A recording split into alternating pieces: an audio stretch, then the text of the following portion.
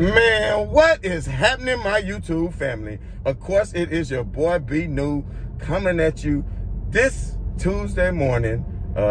First and foremost, as always, let me take this mask off. And I'm in the car by myself. I just had to say that because I don't understand when I pull up beside somebody and they in the car by themselves. Why do you have on your mask? And, you know, maybe you forgot because you were coming out the grocery store and whatever, and you forgot to take it off. But anyway, I just had to point that out because I keep seeing it, man, for some reason. But anyway, like I said, first and foremost, positive vibes to everybody on this Tuesday morning. You know, we're about to dive into the play-in tournament that starts tonight, that is going to pit the Charlotte Hornets against the Indiana Pacers. And, of course, the more interesting matchup that I'm sure more people are interested to see, the Washington Wizards against the Boston Celtics.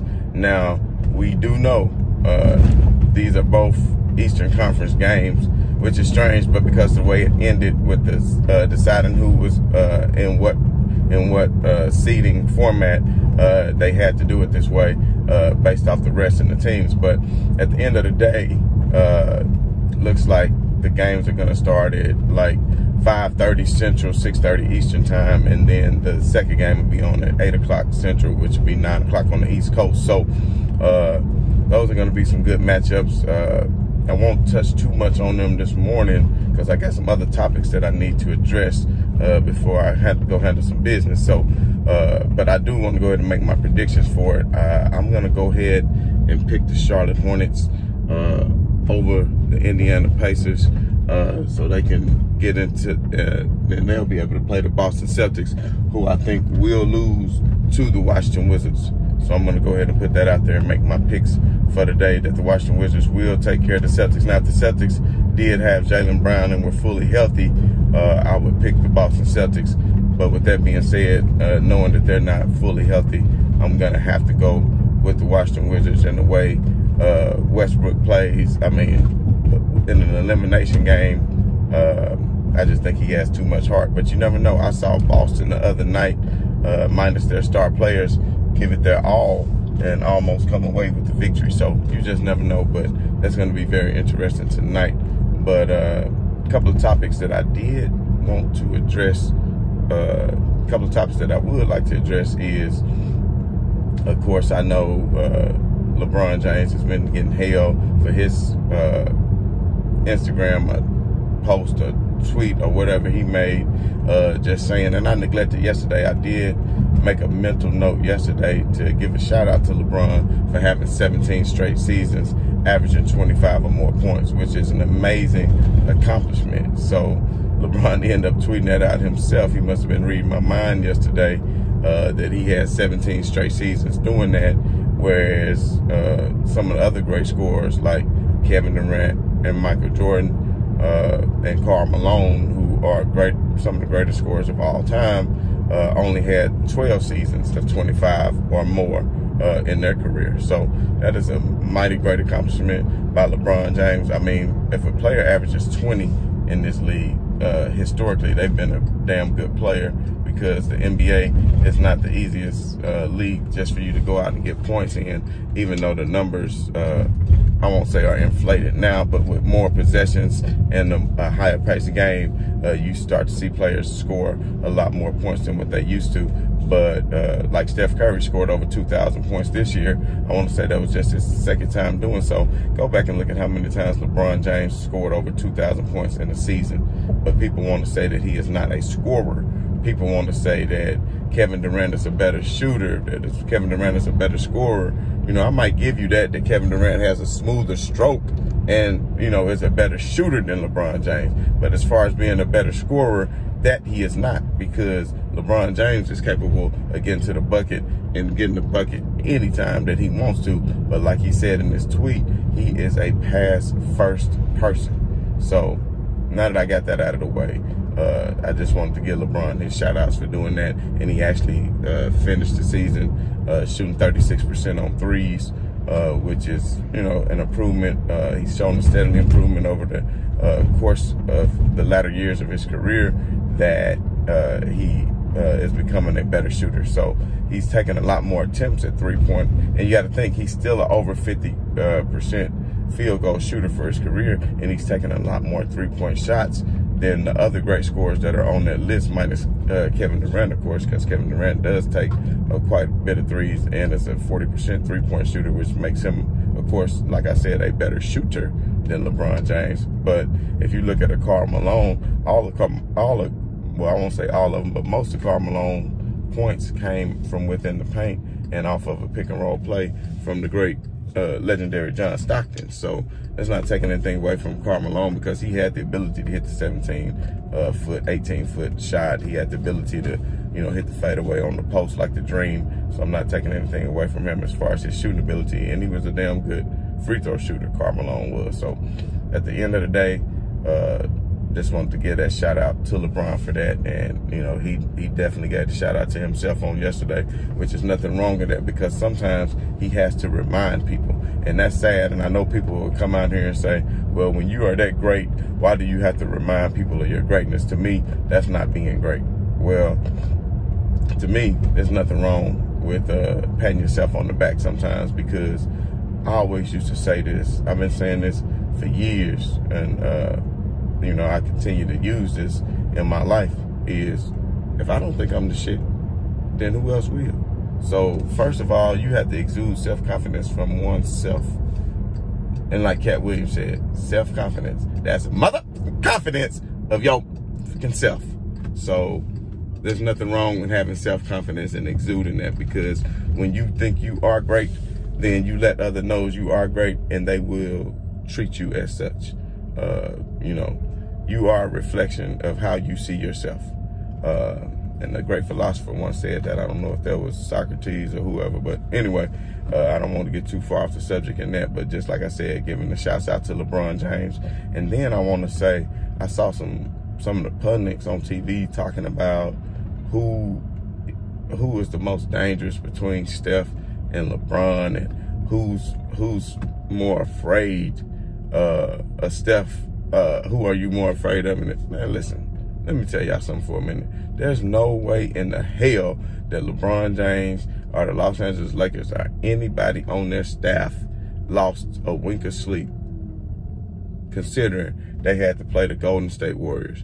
Now, and I'm not saying, I know everybody wants to talk that ish, that, oh, you said LeBron didn't look like himself, blah, blah. Look, when LeBron came back those 2 games, he looked pretty good to me. I won't say he didn't re-aggravate his ankle, but at the end of the day, if he absolutely had to play, he could have. But he chose rest. He chose rest because he wasn't worried about seeding. He chose rest because he knew that seeding. Everybody said the Lakers were trying to dodge and get Phoenix in the first round, but we saw who the Dodgers and Flodgers was yesterday. Over the weekend, it was the Clippers. It was the Nuggets. They running from the Lakers. The Lakers don't fear any team. Do you understand what I'm telling you? We're talking about Golden State and what Steph can do. You think the Lakers are worried about one man beating them? Because at this point, that's all really Golden State has. What, is Andrew Wiggins going to catch lightning in a bottle? They are without Oubre. What are we afraid of? Looney? What, Draymond Green going to go out and get you 12 assists and 8 points? Is that what you think the Lakers are worried about? Listen, I'm a betting man. I will admit that I am a betting man. And I'm telling you right now, take the Lakers in the straight up. I don't care what the odds are. Stay away from the points, because you just never know. Stay away from the points on this game, because you just never know. And I think right now they had the Los Angeles Lakers as a 7-point favorite, which means the Lakers would have to win by 7 if you chose the Lakers minus the 7. They would have to win by at least 7. So I would stay away from that. And even if the odds are 3-1, 4-1, meaning that you would have to bet, $100 just to win $25 in the straight up, because they know that's what the odds are, the Lakers winning. So they want that needle to move. But I don't even care if I bet $500 just to win $100 on the Lakers against the Warriors for this game. There's no way the hell the Lakers going to lose. Now, a lot of people say, well, they could lose because then they can end up getting the 8th spot and going against the Grizzlies or the Spurs.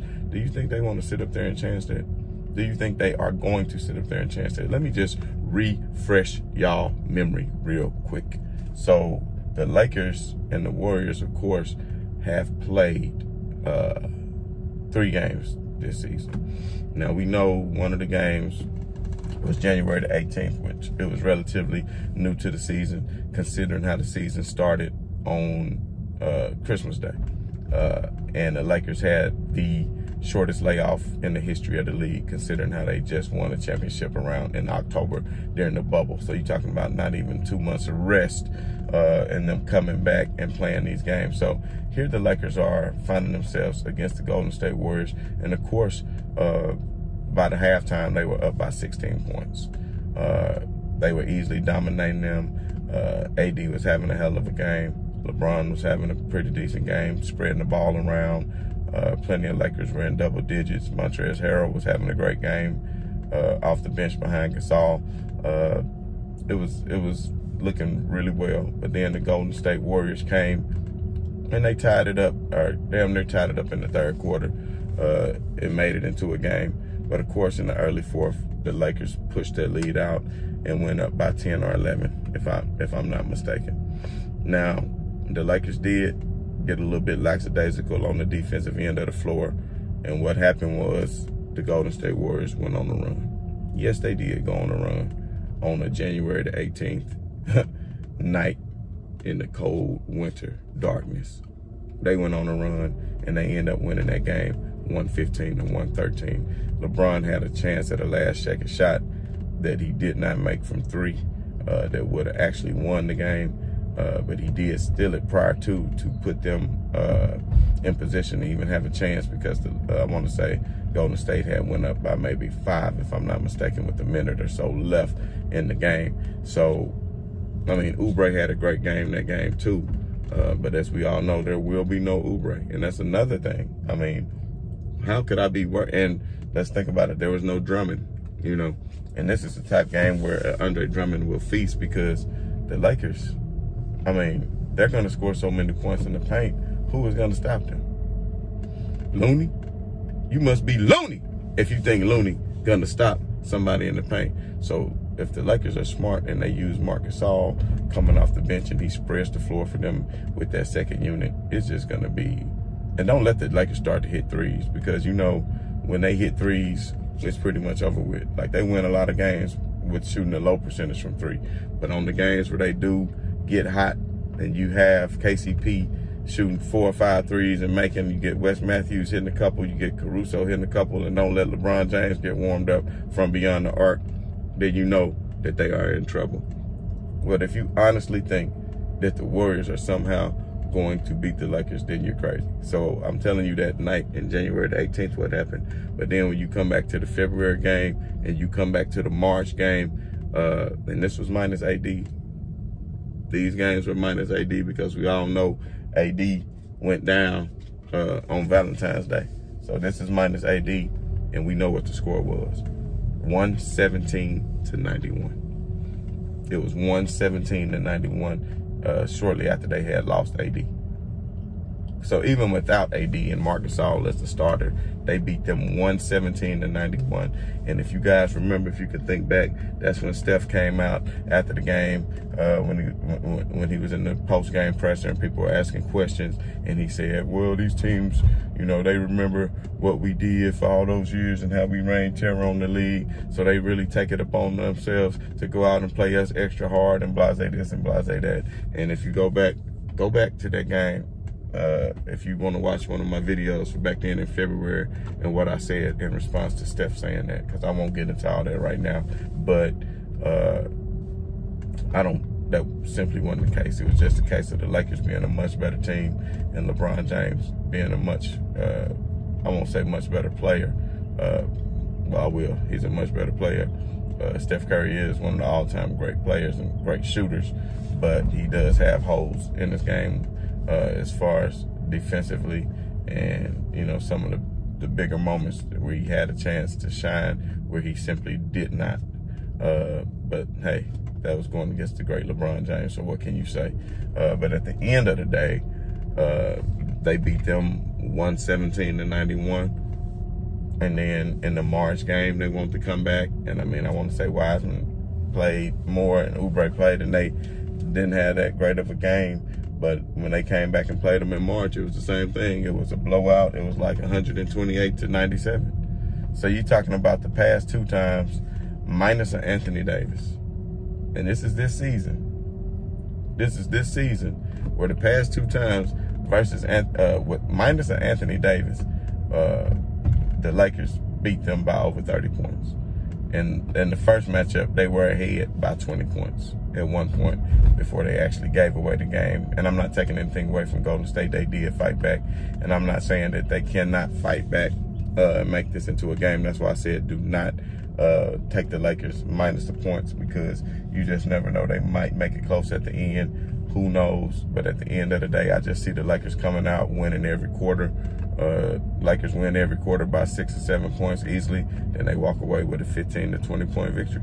I mean, as simple as that.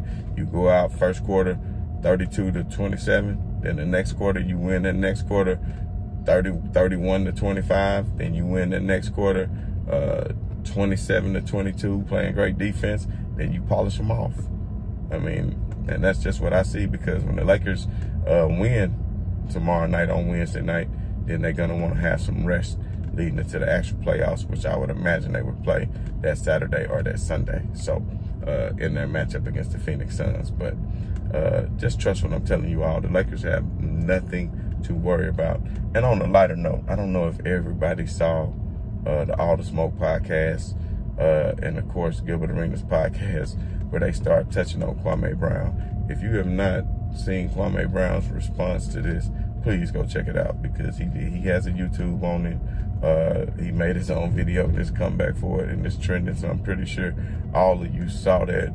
And I want to say that it's very hilarious, his comeback. I mean, I don't get into the nuances of it, because it doesn't have anything to do with me. I don't get in between people's beef. That's never been the person I am. But one thing I will say is, what really was glaring to me in all of this, that was probably the most looked over thing, was how Gilbert Arenas said that Michael Jordan prohibited Kwame Brown from growing into that player because of his poor leadership. Now, everybody know Michael Jordan was very hard on people and cracked the whip on everybody. But, you know, Kwame Brown, he just wasn't cut out for it at the time. Now, if Kwame Brown had his mentality right now, the person who he is, it seems like to me, he wouldn't be worried about anything that Jordan has to say. But as an 18-year-old, bright-eyed kid who idolized Michael Jordan, and then you get to play with Michael Jordan, and he just constantly belittles you and trash talks you at every chance he gets. And it was even said that he made him cry in front of his peers. Several reports of that, although Kwame Brown has denied that.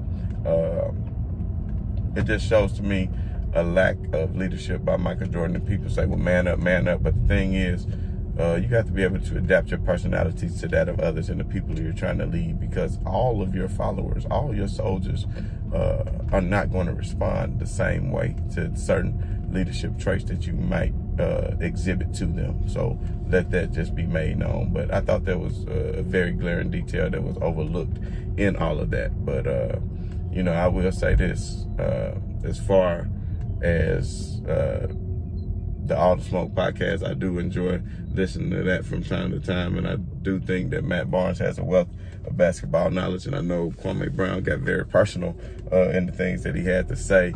And to me, when somebody's talking about you on a basketball level and you have to come back and attack them personally, then that may say something about yourself and your own insecurities. But at the end of the day, hey, if that's how you choose to do and that's what you want to do, then just do you, baby.